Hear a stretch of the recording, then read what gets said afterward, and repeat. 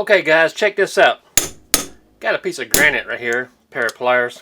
Let you know that this is real granite. Got a Dollar Tree knife here. It is a Santuco style. Let's see here, 7-inch Santuco. We all know that Dollar Tree doesn't really have quality stuff here, so let me do this. With this piece of granite, watch this. Ruining that blade. Chop it up a little bit.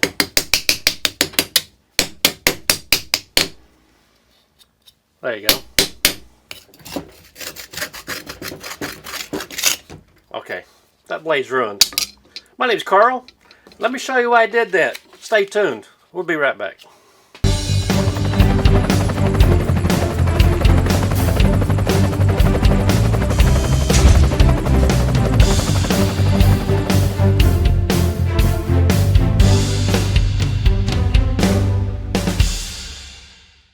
Here we go. Here we have the Chef's Choice Model 110 right here. 3-stage knife sharpener. Now I've seen several videos on YouTube showing this thing. I took it out of the box already. Now I did buy this used. I bought this at a yard sale for $1. And for $1 I said, you can't go wrong. Let me try this thing out. So, you saw me ruin the blade on this knife. Drop that box aside. Here's the actual tool itself. 3-stage. This is your primary stage if your knife is jacked up as the one I just put through the knife. Let's see here. I know that comes off. There he goes. Lifts right up. Okay. First stage, since I basically ruined that blade edge, we're going to run it through this one. And then we're going to run it through these diamond wheel sharpeners. Now, I did not see what grit these are. And this first one looks pretty rough. Pretty rough. I'm going to turn it this way. Here's the off and on switch right here. I'm going to turn it this way. And to show you there's no trickery in what I am doing, excuse me a second, I'm plugging in this sharpener right here. To show you there's no trickery, let's do this again. Here's this. Okay. Let's see if this sharpener will fix this Dollar Tree knife. So, directions say pull it through here 3 or 4 times, this one 2 or 3 times, and this one 4 or 5 times.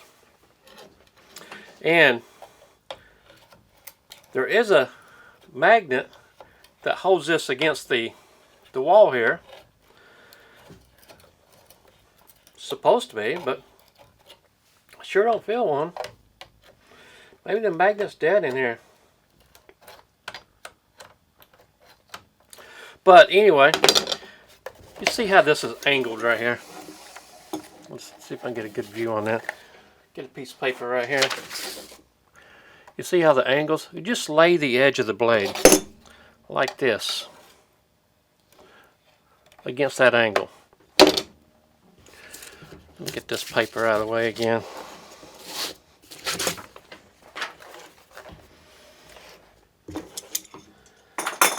Turn this on.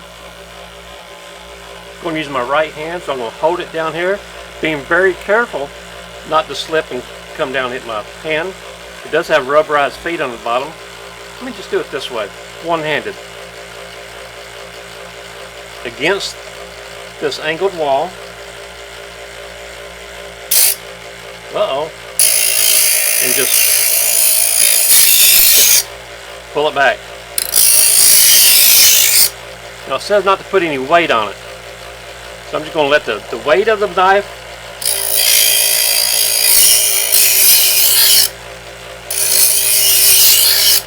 okay. One.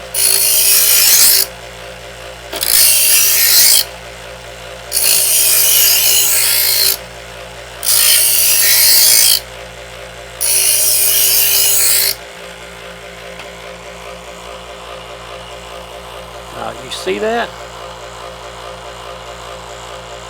It did do something.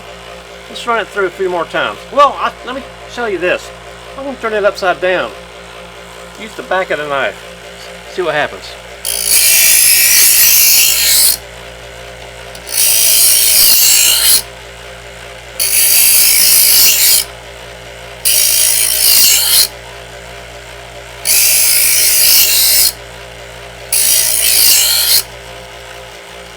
Let's go one more time.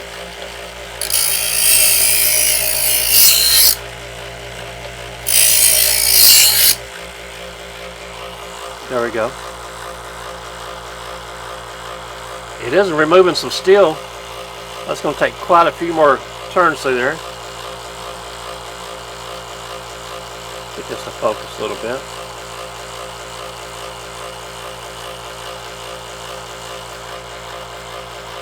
There we go. So, going back to the actual blade edge, go through here a few more times.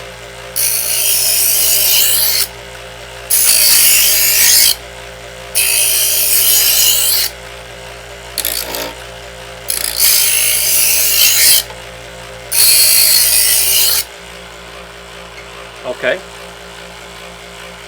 Wipe this off. Got my shirt right here. An old t-shirt I'm wearing. Just wiping off that blade. Go through this one.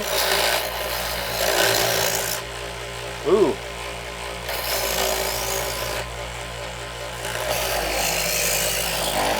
It is actually pulling the knife. So the wheel is turning counterclockwise. Very noticeable right here.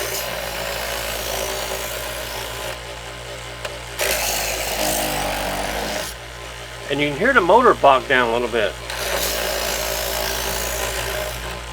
I'm just putting just barely any pressure in there.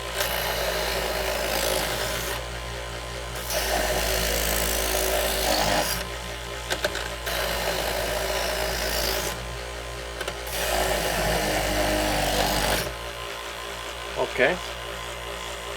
Wipe this off. The final stage. See what happens.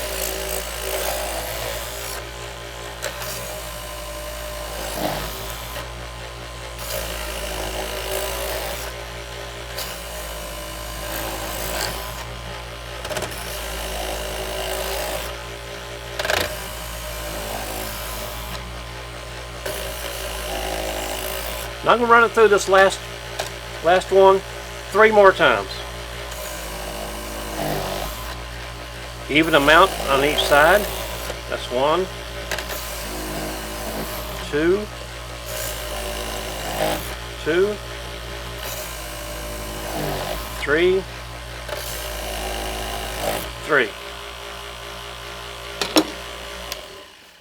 Okay, let's look at that edge right there together. See if I can cover that up again, see what happens.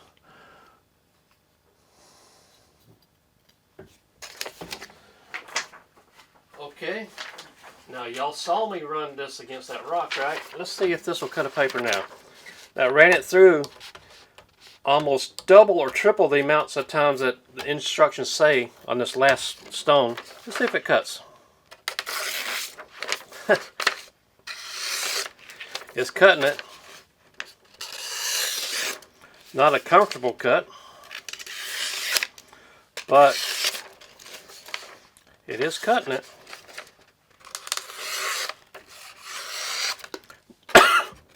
Excuse me. Now I can feel where I hit it against the rock. a couple little gouges left in there, but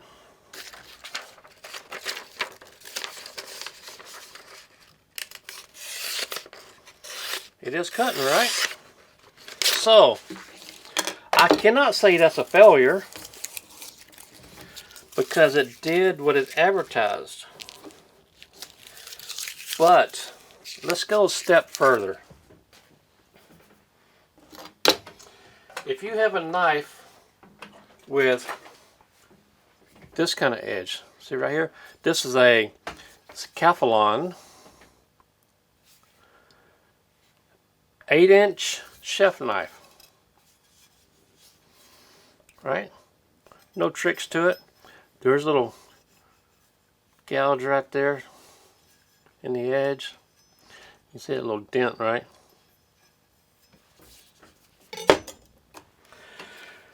Now the thing about this, imagine this. This is the shape of the housing, right? Let me see if I can draw that out for you. What I do with my magic marker. Here we go. If this is the shape of the housing, let's see, this will be the bottom. Has a slight angle coming up, a slight angle coming up, and it comes across like this. Okay. And it has a round cutting wheel. So let's just say it's below the surface, right? Let's just say round like this. Okay, this knife can go all the way in, right? Let me move this down a little bit. This knife will be able to move all the way in and pull it back. But since this area right here, you can see, so thin, this knife will only go this far, right? Which means none of this blade right here is going to be sharpened. So when you pull it back, that much of the blade is not going to be hit by the sharpening wheel. Major flaw. Major flaw in that design. So